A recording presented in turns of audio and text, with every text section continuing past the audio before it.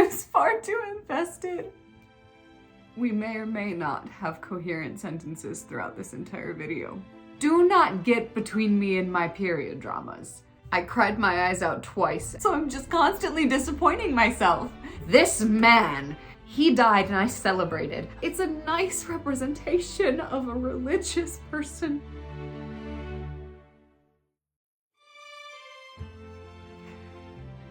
Hey guys. Welcome back to another Rants video. I know when I did Carmen Sandiego video, I said I shouldn't do things, record videos right after I finish things. But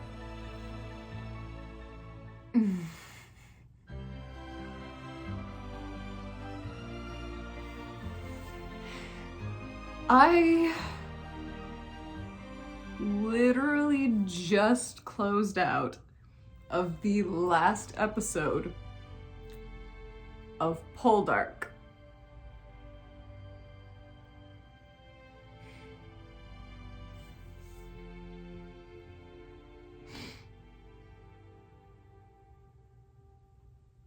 I'm literally not okay. This show made me feel things, and I was far too invested.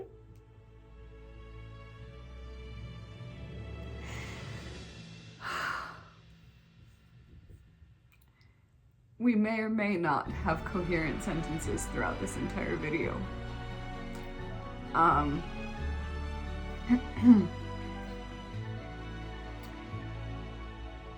For those who do not know, Poldark is a period drama that takes place in post-American Revolutionary War England.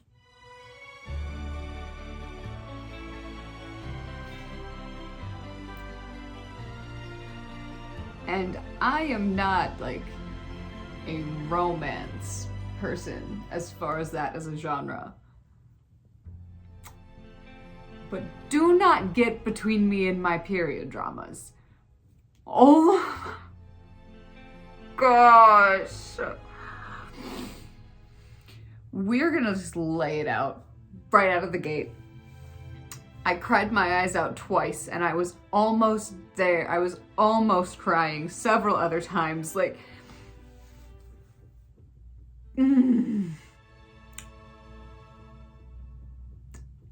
there were a solid 4 or 5 times where I was on the brink, and some of those I count as sort of crying, and some of them weren't quite. But I had a lot of emotions in this show. The amped up anxiety from my life recently probably didn't help how much I was feeling things in this last little while, but I was feeling things and I was not okay.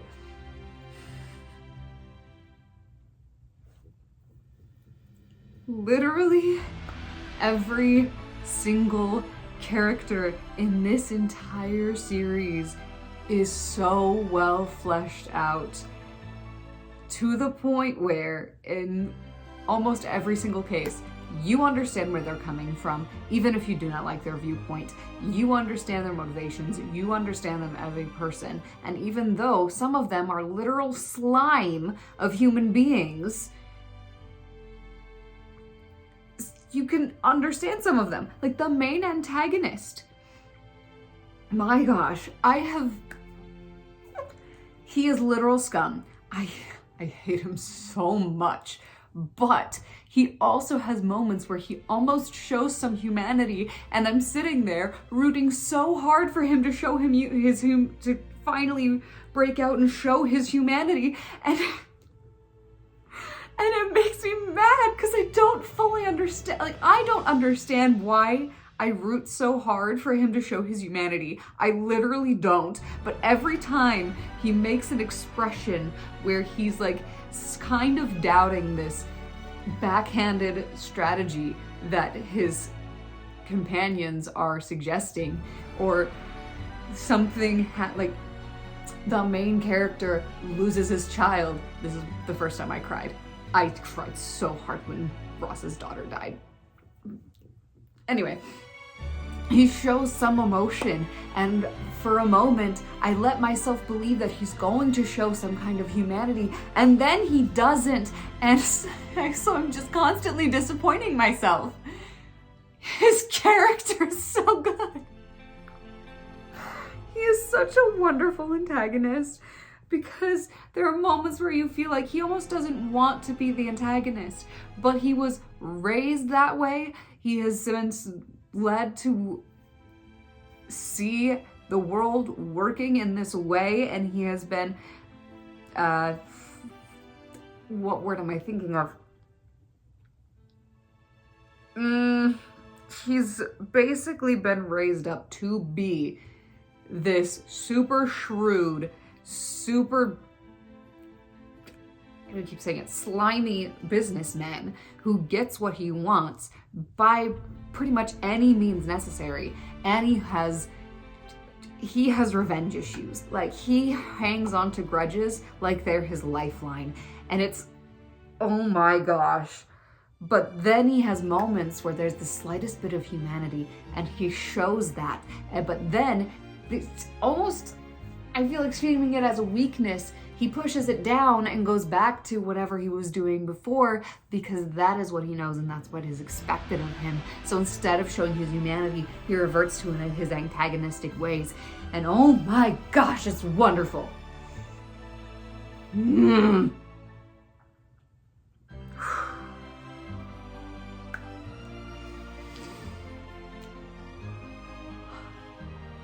Then, talk about some of the antagonists first. We'll try and have some sort of order to this. We'll talk about some antagonists first, then side characters, and then eventually get to the main protagonist.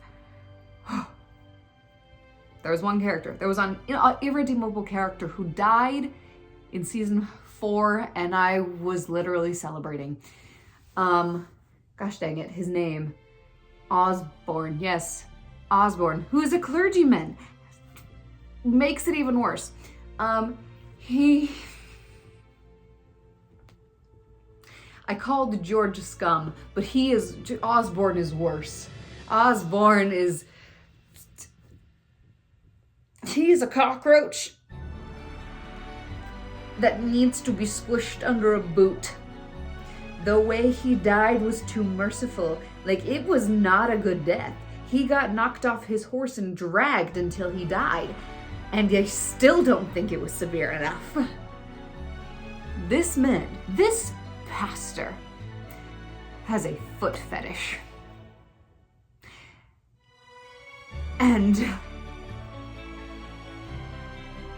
lusts everything. Like, his desires, his physical desires, are literally the driving force of his entire character. But he's a clergy, so he prefers to be wed to whoever he's satisfying those desires with. But when his wife, who is manipulated into marrying him on threat of her real lover's life, when she refuses to sleep with him, and he is denied the ability for that because she is with child, and he's hate him. He turns to prostitutes, and even worse, he turns to Morwenna, his wife's sister. And that is where he satisfies his desires, and it's awful. And I appreciate the show. They don't have a lot of sex scenes. They have the implication where they start it, then they fade out, or they cut, or they whatever. And I really, really appreciate that. I appreciate it so much. The only times they show anything like a prolonged sex scene is with this man, and it usually involves him. I don't want to say it, it's really, really disgusting. I mentioned foot fetish. Yeah, so it's a sex scene, but he has a foot fetish. So all we get to see is that. I saw the first one and I looked away. I was like, this is gross. The next time it came up, I literally skipped it. I could not do it. There are no real conversations that are plot dependent happening in those scenes, and they are literally the most disgusting thing I've ever seen on screen. And I watched Oppenheimer, where the two of the main characters literally have a conversation with no clothes on. Somehow, that was less unnerving and uncomfortable to me than this man and his foot fetish. From the moment he started playing a key role in the show, I wanted him to die for so long. It took us like an entire season for him to die. And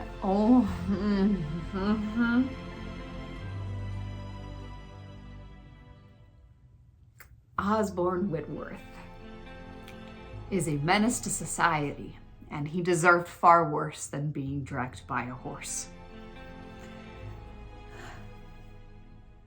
So anyway, that was the only character that I really had no sympathy in any way for. Like, I never rooted for him any time at all, to any extent. He died and I celebrated. I almost got off of my couch and actually physically celebrated. Like, I was so happy he died.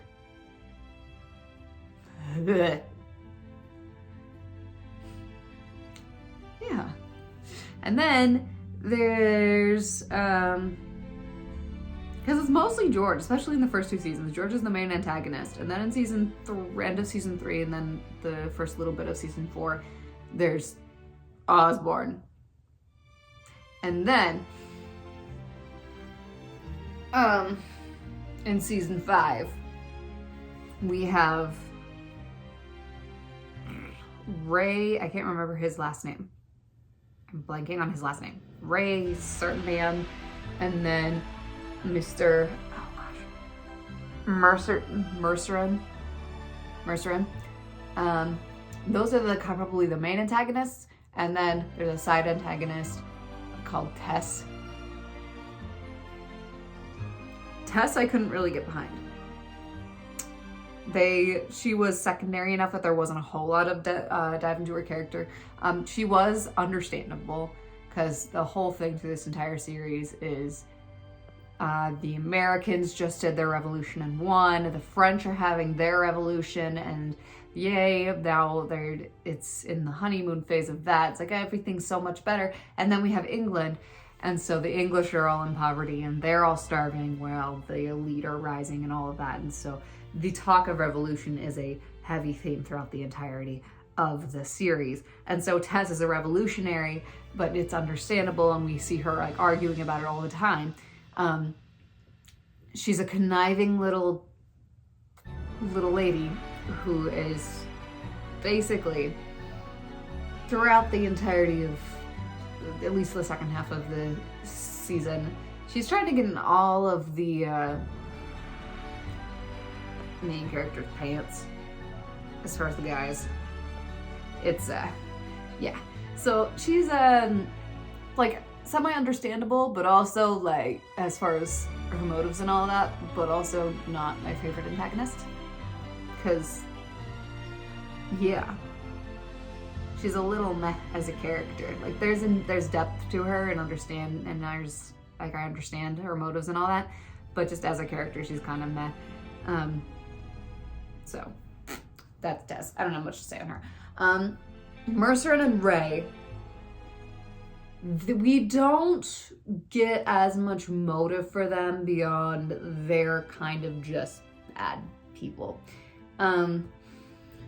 Ray is a slave owner in Honduras, and Mercerin is a corrupt magistrate who likes to manipulate people and has spies everywhere and basically plays both sides and manipulates his enemies into thinking he's an ally.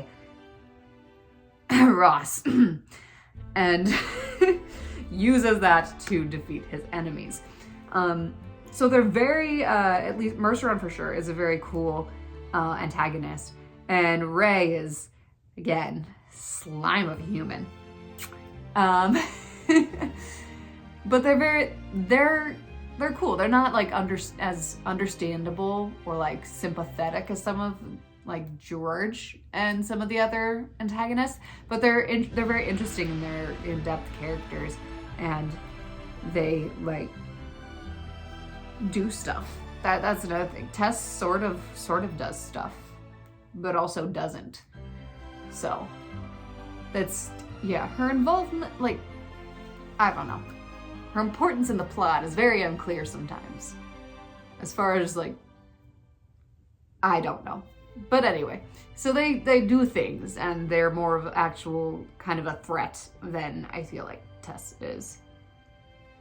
Because Tess is a revolutionary, so she supports French coming onto English soil and tries to help them with their invasion. And it's, yeah, but it's small enough of a part of the season, so it's not fleshed out quite as much. And so her character gets lost in some of the stuff going on. Yeah.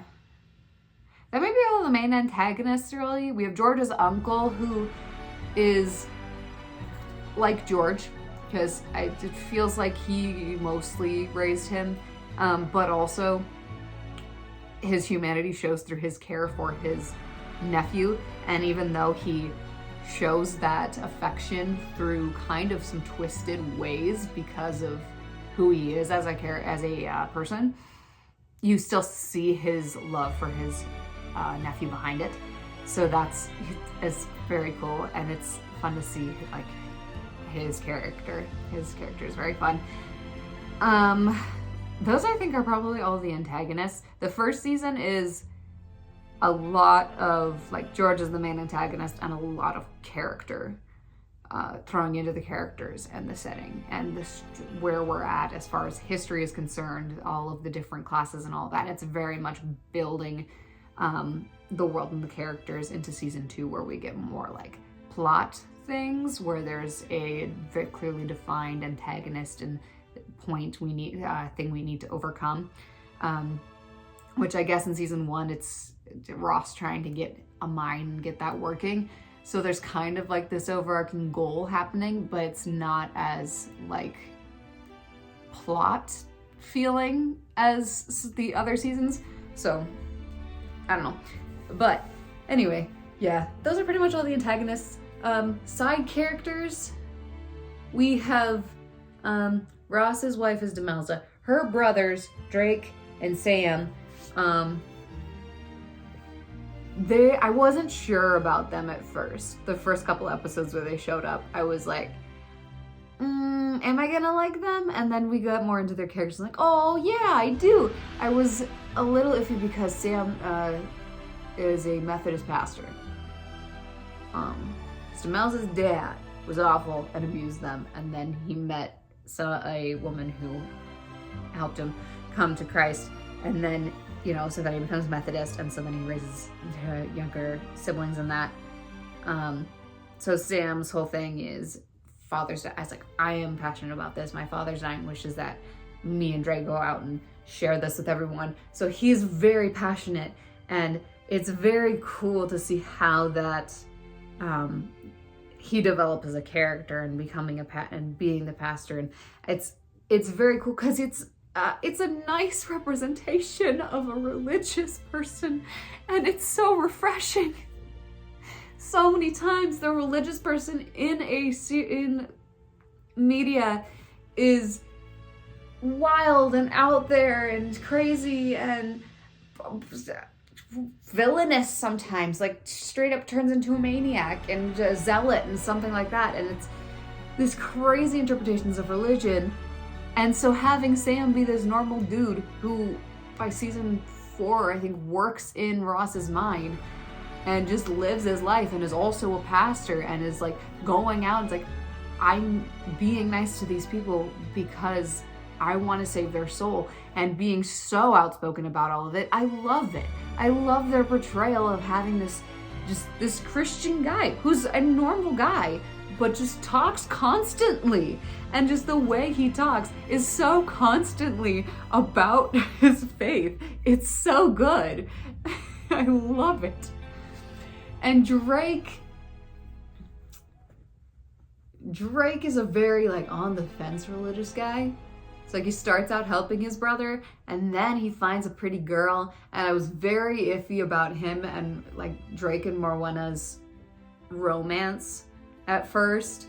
I was kind of meh about it throughout the whole plot where they go around, they're trying to hide it, and Morwenna, they're trying to figure out, and they're hanging out and they're figuring out they're in love, and George trying to arrange Morwenna's marriage to Osborne, and all of those things. I was very meh about it. But in season 5, end of season 4, after Osborne is dead, Drake finds out, goes, takes his shot again, and Morwenna shoots him down. She's like, I'm bearing his child right now. I can't do this to you. And so she cuts herself off and then loses the child and runs off, and they reconnect then after that and after some time. But just, oh my gosh. Morwenna's trauma from how Osborne treated her sexually is so good. And we have her being like, she finally comes to Drake and goes, I can't be with you because I can't be with you all the way. If any time someone would kiss me or touch me in that way, all I will be able to imagine is Osborne and all of the trauma that comes with that. So I don't want to be with you because I cannot give you that piece of me, because it's literally too traumatic. And it's such a cool development. Like, oh, it's so sad. The poor child. She's so fragile after Osborne's mistreatment. And then we have Drake. Bless his heart, he's too good for the world. We have Drake literally be like, I don't care. I don't need all of that side of marriage. I just want you to be my wife. And the total opposite of Osborne. And seeing them, it's like she agrees to marry him, and seeing their relationship and how he's so gentle with her and he's so patient with her and how he's constantly reassuring her. It's like, no, I don't care. If and when the day comes we have a child, I will be overjoyed. But if it doesn't, I'm okay with that. And constantly, and oh my gosh, it's so cute. Oh my gosh. I love the relationship in that. And it's like, it's maddening because it gives a purpose for Osborne, so then he has to exist, and I hate Osborne, but like, oh, it's so good. Their relationship in season 5 after their marriage and seeing how they interact. Oh, it's so flipping good. And they do eventually have a daughter at the end of the series. And she gets to the point where she kind of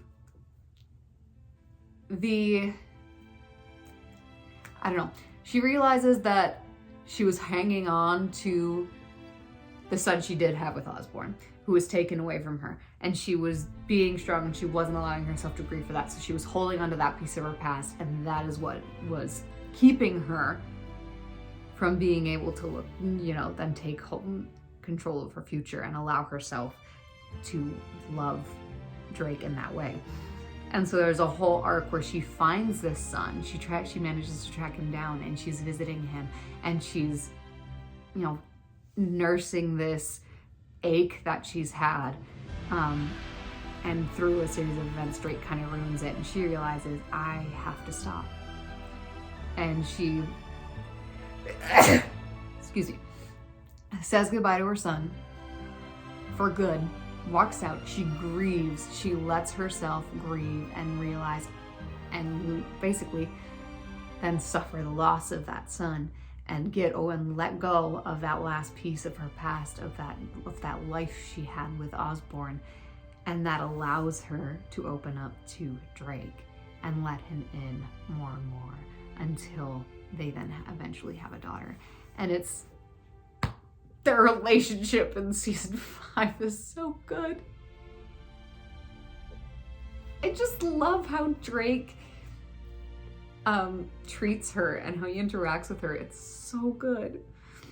There are moments where it's like he's handling this fragile little flower, and I'm just like, he's too pure. He's too good. He's too good for this world. So yeah, those ones. Zachy is like the main minor dude for Ross's mine, or at least he is in the last 2 seasons. Talk about that too. I almost cried there. Oh, that was one of the more a cry than a not cry. Zachy's wonderful. We love Zachy. He's just great, and he's loyal, and he's an awesome dude. I love him. His predecessor to being head honcho of the mine I can't remember his name because got it. Captain Henshaw. Captain Henshaw was the predecessor to Zachy. Also a wonderful man. I love him. So loyal to Ross. He was wonderful. And then they kill him at like beginning of season 4, and I swear at least one tear came out, like, oh my gosh, I was not prepared. And it's in a situation where they're running from French soldiers, and so he gets hurt, and they have to lay him down, and the doctor character, who love him to death, he'll talk about him once we get on with the secondary characters. He's sitting there and he's assessing his wounds and going, I can't save him. There's nothing I can do. He's not gonna last more than like a few hours at most. And they're in enemy territory, running from French soldiers, and they have to leave him behind. And Dr. Ennis, Dwight Ennis, oh my gosh, I love him so much. Dwight literally tells Ross, he's gone. We have to go. And so they leave his body. They have to leave his body there in the middle of the French woods and aren't able to take it home to Henshaw's family and to the people of Saul, which is like on Ross's land, so they're his tenants. They can't bring him back there. They have nothing to bring back. They have a burial and they have this headstone, but there's nothing to bury. And that was what really got me. I'm like, oh no, he's dying. They don't get to bring him home. And I nearly lost it. But then later they're escaping to France. And Dwight confesses to Ross, when I told you he was gone and we need to go, he wasn't actually dead. I said it so that we could get away. And then my heart broke again, because this is a couple minutes later, so I had recovered. And then my heart broke again, because they left him alive to die in enemy territory. So they lost him. They left him to die. And there is nothing for them to bring back to the people back home for them to bury. My God.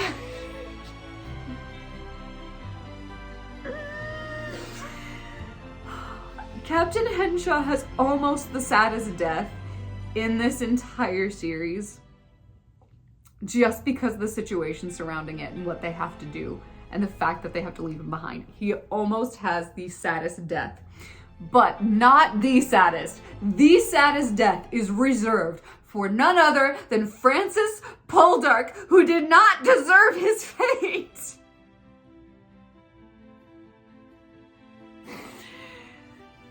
This is the second time I bawled my eyes out. So, Francis, he is a brat in the first season. I'm like, you're kind of a douchebag. I don't really like you. You are a horrible wife to Elizabeth.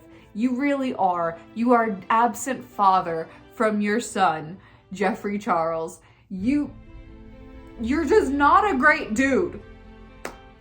And then in season 2, yes, season 2, I believe, that they all meld together because it's just one long story and I was binging it. So I think season 2, he gets so low that he almost offs himself in Dwight's guest room, because they're there for an election, I believe, of some sort. A trial. They're there for a trial. Oh, for Ross. Because when is Ross never not in some sort of trouble? Anyway, so they're there for a trial for Ross. It gets over. Ross is, he's acquitted. Whatever, they make it off scot-free. And Francis, now having gotten to literally his lowest point, goes to Dwight's hotel room, I guess. We could call it a hotel room. Goes to his room that he's renting for the night because he didn't have a place to stay. Dwight offered it. So he's there. And he almost offs himself. They ended an episode with him holding the gun to his head. It cuts black as the gunshot goes off. Which would have made me sad anyway. I was like, no, because I want Francis to be redeemed because there's potential in him. Anyway, cut to the next episode. Dwight walks into the room. I'm half expecting to see a corpse, but it's not. It's Francis sitting there holding the gun in his hand. And Dwight goes, what are you doing? And he goes, I was going to end it all. But the gun misfired. And now I'm debating whether I put more powder in and try again, or if it's a sign that I just put the gun down. And so Ennis talks him off the ledge. He goes home and has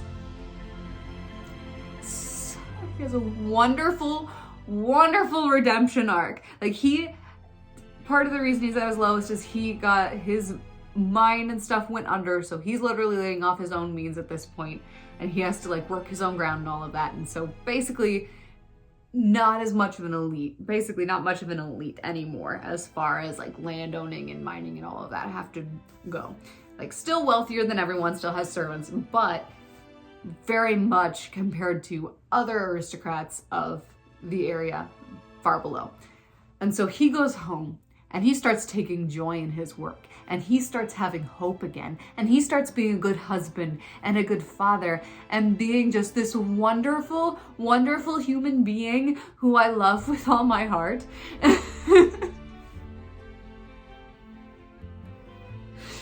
No offense to my fiance, it is a different kind of heart.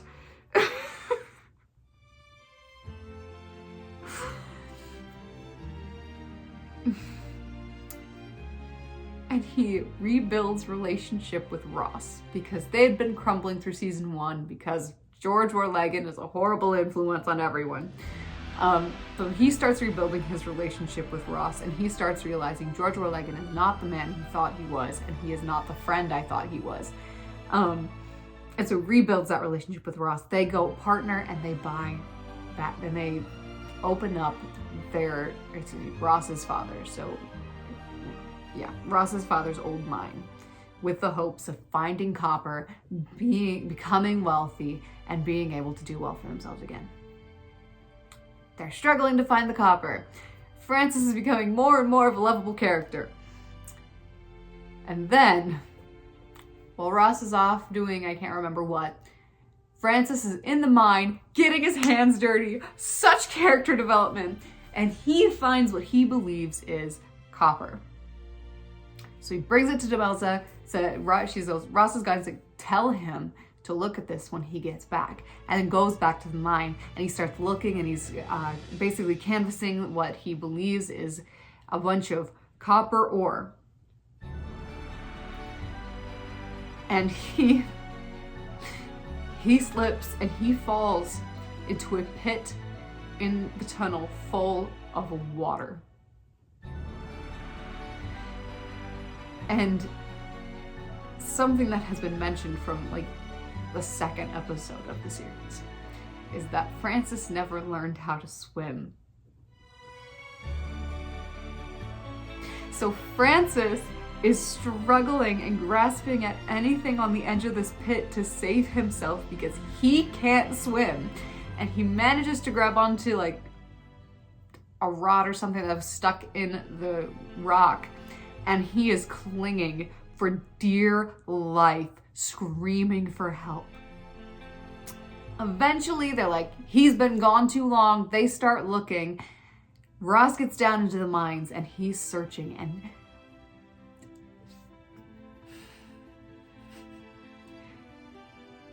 Francis is in cold water with a lack of oxygen because it took him a bit to get a grab hold on the side of the pit. So he is freezing. He is at a lack of oxygen. He is deprived of some oxygen. We have a beautiful scene where he sees Ross coming for him from the other side of the pit from where he's holding. And it's like Ross is reaching out for him, and Francis does the same. He reaches for Ross. He goes, I knew you would come. And he lets go of the side of the pit. And Ross isn't actually there.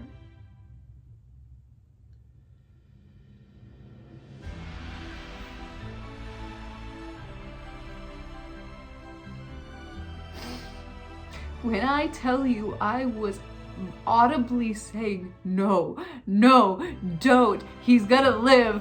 The entire time this was happening, Ross finally gets down to this pit and he drags Francis's cold, drowned body out of the water.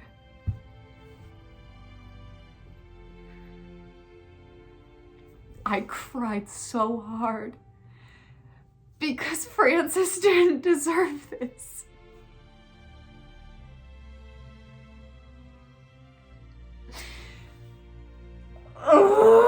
Okay, I'm sorry. I just spent like 10 minutes describing to you what is probably the saddest scene in the entire series.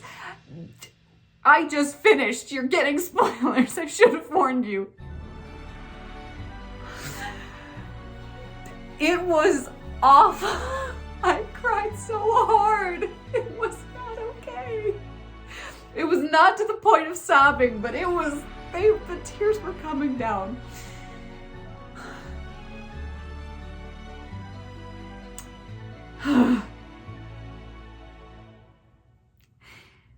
Now we're going to talk about main characters. We're not even going to get to plot. We're just going to talk about characters. Characters were the driving force of this entire series, and they were wonderful.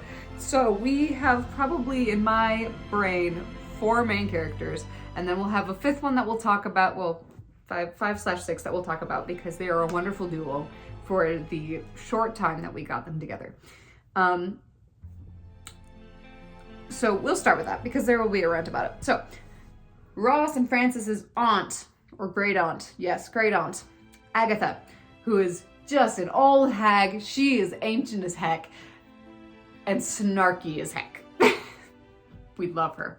I was like, cool, I like her character. She's a wonderful character. And then it was not till season 3, I believe. Yes, season 3. Then we got the best duo in the entire series. There's lots of time skips. It's usually a couple of months, maybe a year. So we get Jeffrey Charles, Elizabeth, and Francis's son growing up through this series. Anyway, after Francis dies, Elizabeth doesn't really have any means. She ends up marrying George. Mostly for money and partially out of spite. When I had such a love-hate relationship with Elizabeth, especially after she married George. But that's not the point. We're going to talk about Jeffrey Charles and Aunt Agatha through the almost the entirety of season 3. Agatha also dies, which is also very sad, but it's very anticlimactic, so it didn't quite get me into tears. I they did well up with it. Anyway, so from between Elizabeth getting married to George and Aunt Agatha's death, they are literally the best duo on the screen ever in this entire series. I love them so much because Agatha is snarky as heck. And Jeffrey Charles, bless his heart, he's got a good character throughout the entire thing. All of the actors do so well. They develop it really well, and they all feel like Jeffrey Charles. But that middle with season 3, beginning of season 4, Jeffrey Charles, he has my heart. I love him.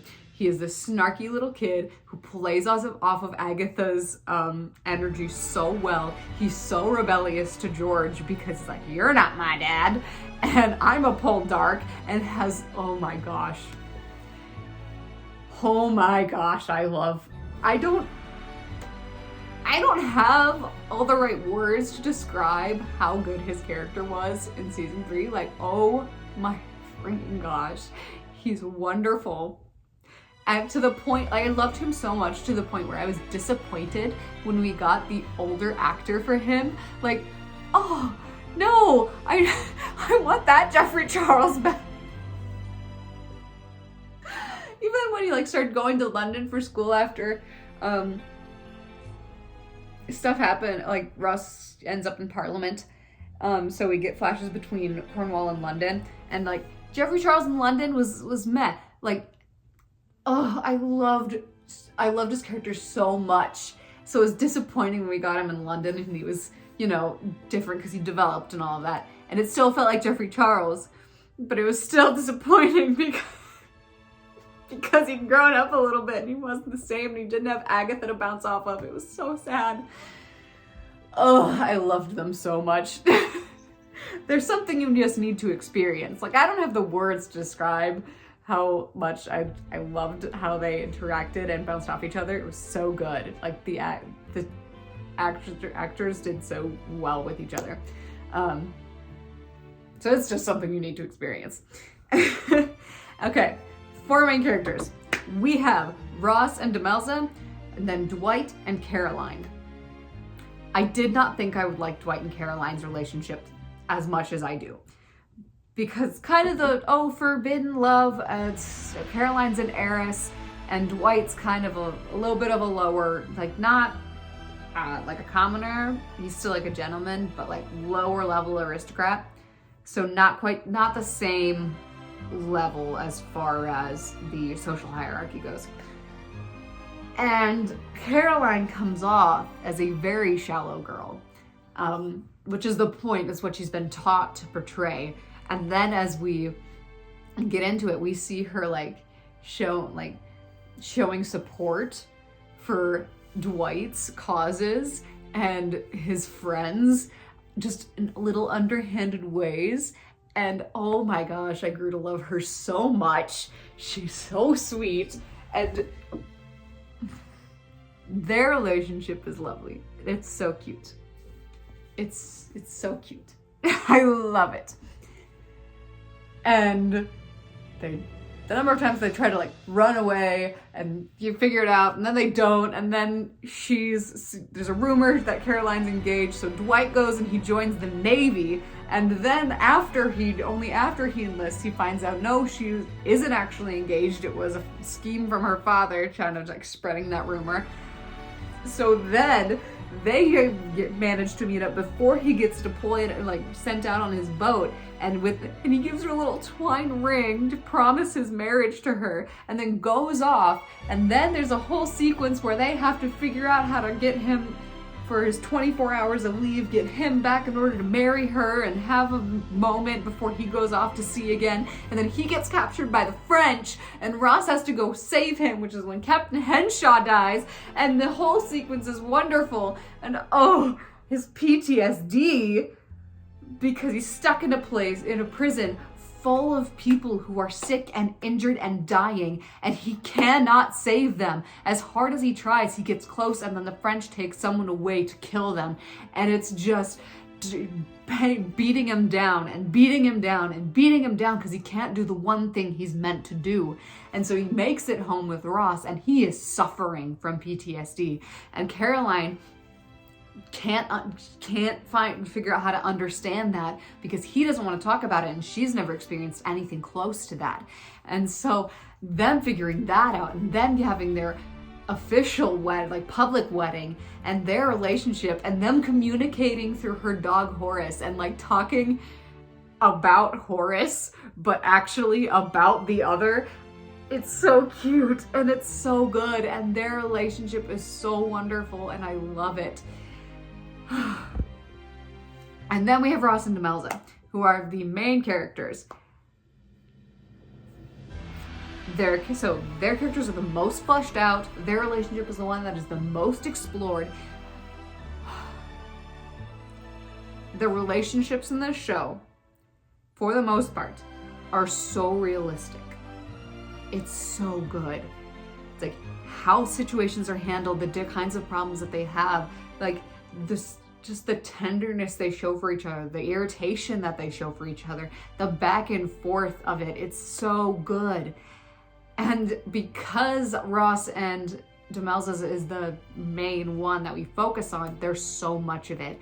And because of Ross's character, he cares so much about so many, like he's so passionate about these causes, and he's quick-tempered, and he's fights for it no matter the risk because he's reckless. But he also loves Demelza so much and wants to protect her and is awful at communicating. And so there's so much going against them and so much going for them, and there's just, oh, it's so good. It's so good. And Demelza is, she's too good for him because he cheats on her in a moment of rage, trying to stop Elizabeth from marrying George because it was his only option. And then obviously she finds out about it, and there's a whole thing, and her reaction is so realistic, and she has a moment where she's just like, I'm angry. I'm gonna go to this party and just without my husband, and I'm for a purpose. I'm gonna get him back. But she pulls herself from the brink and she stops it, and she's like, no, I can't do this. And her loyalty to him, oh my gosh, it's so good. Except for once, I was a little mad about the whole Armitage arc because I loved Armitage's character, but I didn't like the way they used him. That poor man deserved better. Anyway, just the way they work through problems or like don't. It's so good. We have a moment where we have Ross kisses Elizabeth at a cemetery because Elizabeth was his first love, and so their relationship is complicated. She marries his cousin because he thinks she thinks he's dead, or she thinks Ross is dead. Anyway, complicated relationships. So Demelza asks, hey, what were you doing? He's like, I was here at the cemetery. And we have a moment where he's like, she asks, oh, and you were there for like a bit or something. What was going on? What needed seeing to? And we have this moment where he goes and explains so beautifully the whole situation with Elizabeth and how much he loves Demelza and how,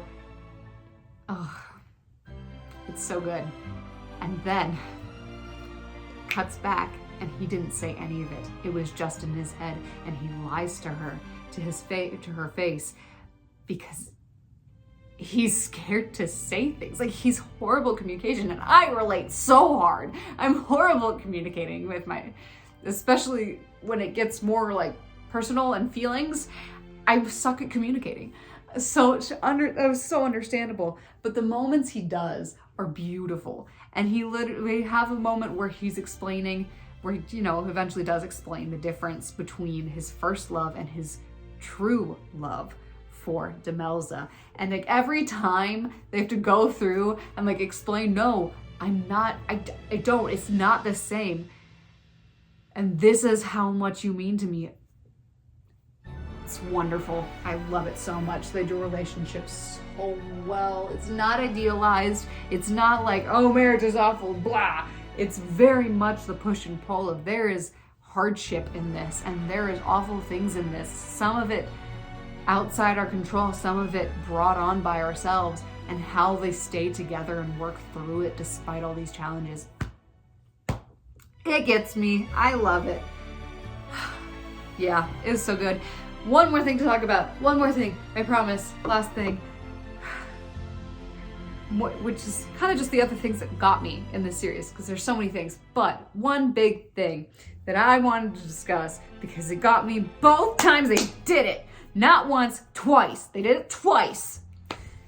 They killed an infant daughter. And the first time it was Ross and Demelza's first daughter, Julia. And there was like the putrid throat, which is basically just horrible strep throat. And because of the time and the lack of medicine and all of that, they couldn't treat it. People ended up dying because it got so bad.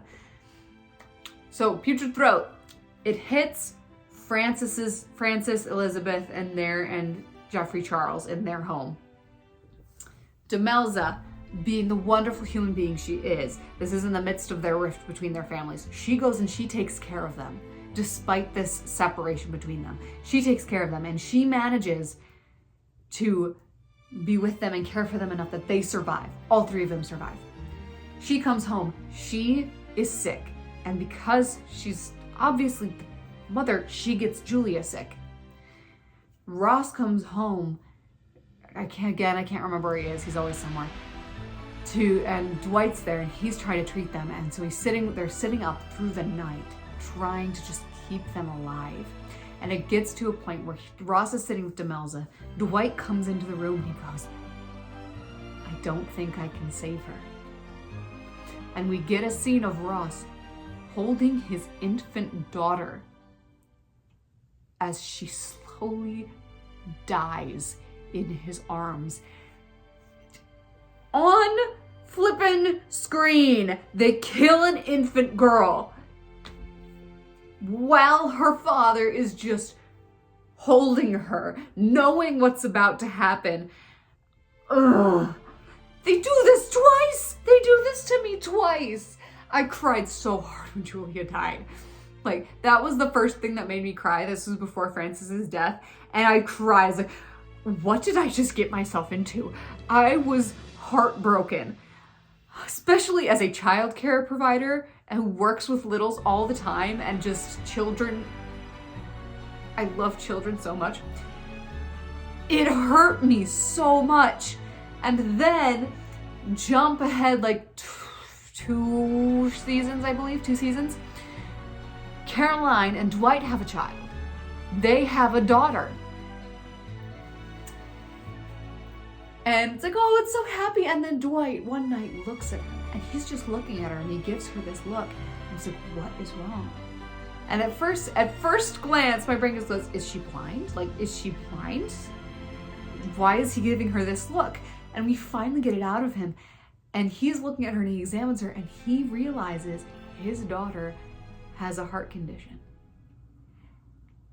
And he's been spending this time, and he's been holding this daughter and looking at her, knowing that the first time she gets sick, he is going to lose her because her heart can't take it.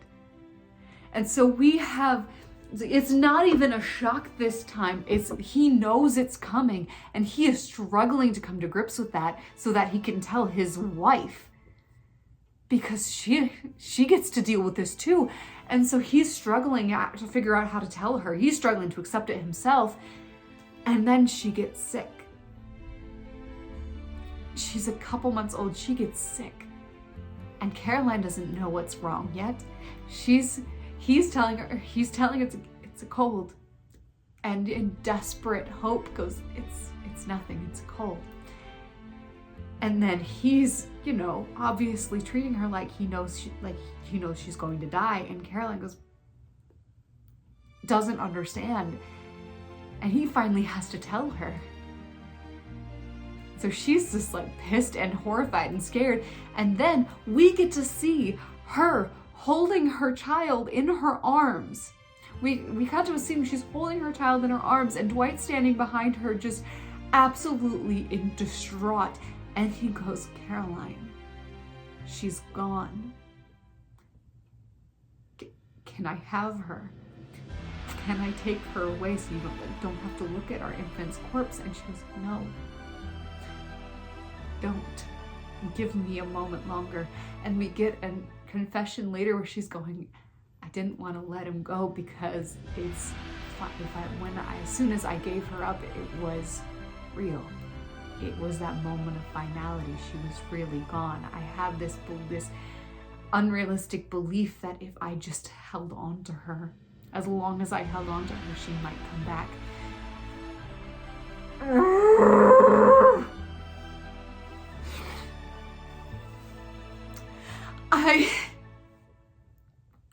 This show was incredible. This show made me feel things. And now it's over.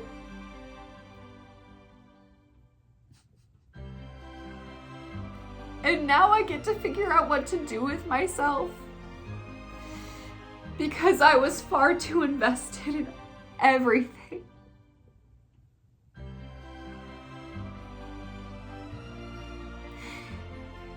Anyway, those are my many, many, many thoughts on Poldark. And anyone else cry? Tell me I'm not alone in this club. Who else cried? Anyway, drop your thoughts in the comments. I'm posting videos on this channel on for Saturdays for the time being. Who knows when that will change. I'll keep you updated. And I post videos on my audiobook channel on Thursdays. I'll see you all next time.